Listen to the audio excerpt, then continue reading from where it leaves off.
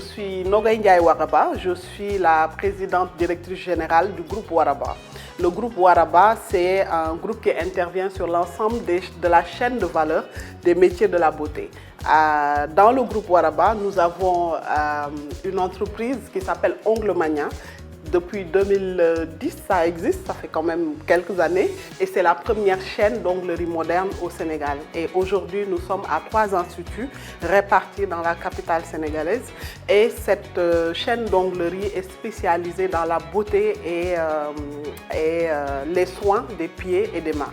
Donc ça, c'est la première entreprise du groupe Waraba. La seconde entreprise, c'est une école de formation, l'entreprise qui me tient à cœur parce qu'on forme des jeunes et particulièrement des jeunes femmes dans les métiers de la beauté, notamment la coiffure, le maquillage, l'esthétisme et beaucoup d'autres parties, en tout cas, de cet écosystème de la beauté. Mais surtout, la formation qui me tient encore à cœur, c'est tout ce qui est entrepreneuriat dans le secteur de la beauté. Donc ça, c'est Fantaisica Beauty Academy. La dernière entreprise du groupe Waraba, c'est Probidis, Professional Beauty Distribution, qui n'est rien d'autre que la dernière filiale, en tout cas, qui vient compléter cette chaîne de valeur en offrant aux professionnels, autant au Sénégal qu'en Afrique de l'Ouest, tous les produits et matériels dont ils ont besoin pour effectuer leur métier.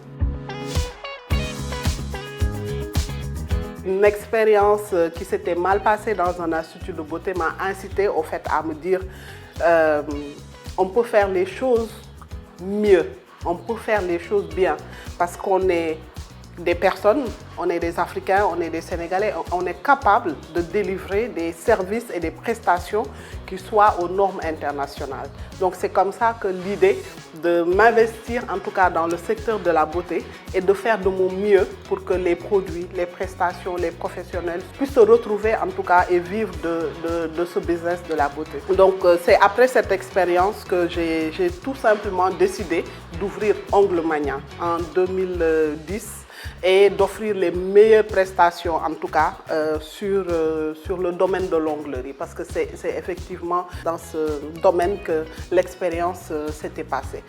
Et donc, j'ai ouvert le premier Ongle Mania en 2010, c'était à Fass, dans un quartier de Dakar. Et la clientèle a rapidement adhéré, en tout cas, au projet, parce que l'idée de base, c'est avoir l'espace où les femmes se sentent valorisées, se sentent prises en charge et qu'on puisse répondre au fait qu'on a la possibilité, en tout cas, d'avoir des vrais espaces et des vrais professionnels qui répondent aux besoins des clients. Mes journées type, généralement, je me réveille très tôt. Je suis quelqu'un de très matinal parce que dès que je me réveille, mon cerveau est en ébullition. J'ai pour habitude de prendre mon café et de dessiner au fait, ou de redessiner ma journée en prenant compte de mon agenda de la semaine, du mois, pour revoir tout ce que j'ai à faire. Devant mon café, bien sûr. Et ensuite, je me rends au niveau de mon bureau où se trouve la boutique, où se trouve aussi l'école parce que c'est le siège en tout cas du groupe, de la holding.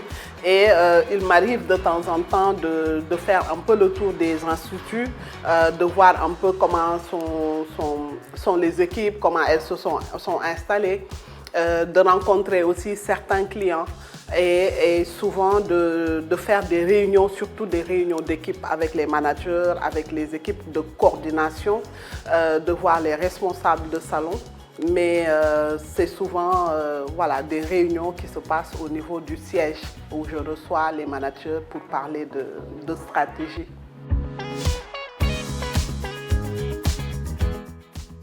Alors, le parcours entrepreneurial en tant que femme au Sénégal, c'est un vrai défi. C'est un vrai défi passionnant parce que ça inclut beaucoup de responsabilités qui sont, j'allais dire, sur le dos de la femme de façon historique. Et aujourd'hui, je pense que c'est un vrai challenge par rapport aux femmes qui entreprennent parce qu'il y a de plus en plus de femmes qui entreprennent au Sénégal. En plus de l'effort personnel que les femmes font, pour, on va dire, prendre leur place dans l'entrepreneuriat, il faut avouer qu'il y a quand même des accompagnements, que ce soit dans le public ou dans le privé, que ce soit des organisations internationales qui aident au fait les femmes à prendre cette place-là. Et ça, c'est très très important parce que ça permet d'augmenter en tout cas le nombre de femmes qui entreprennent de façon générale.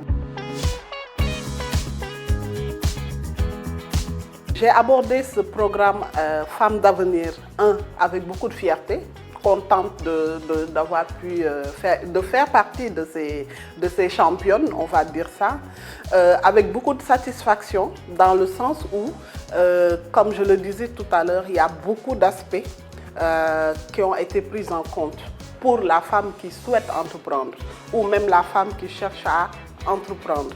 Je parlerai surtout de l'accompagnement au niveau de la confiance en soi, du coaching qui a été fait pour permettre de se reconcentrer sur soi, de pouvoir identifier ses forces et ses faiblesses, parce que quand on dirige, quand on a une entreprise où il y a beaucoup de personnes, en tout cas, qui nous accompagnent dans nos projets, c'est pas tout le temps évident. On rencontre des personnes, on rencontre des personnalités, on se retrouve dans des situations un peu contraignantes. Et le fait d'avoir, par exemple, fait ce coaching sur la partie développement personnel nous permet de nous statuer et de nous rendre compte qu'on est au cœur, au fait, l'acteur principal ou l'actrice principale de notre business. Et ça, c'est un point à noter et à féliciter surtout.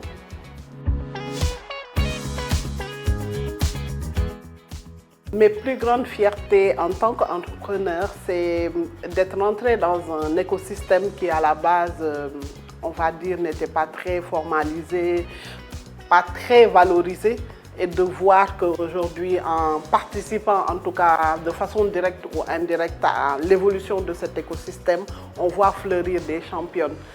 Des personnes qui ont pu développer leur business et tout ce qui va avec.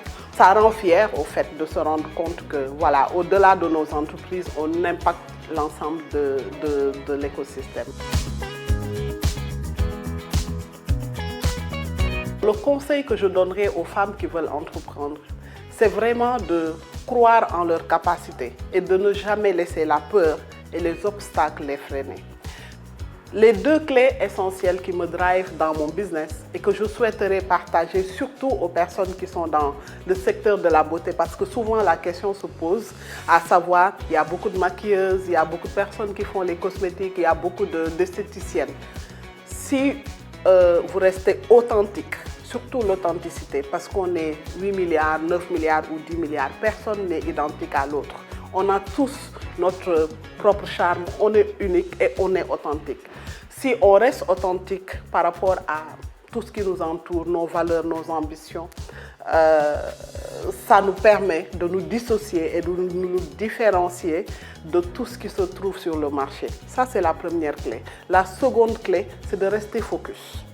Le marché de la beauté, de l'esthétique, des cosmétiques évolue. C'est un marché au fait à tendance et on a tendance à perdre de vue notre objectif. Donc c'est la deuxième clé que je voulais partager aux entrepreneurs qui sont dans le secteur de la beauté. L'authenticité et rester focus sur nos objectifs.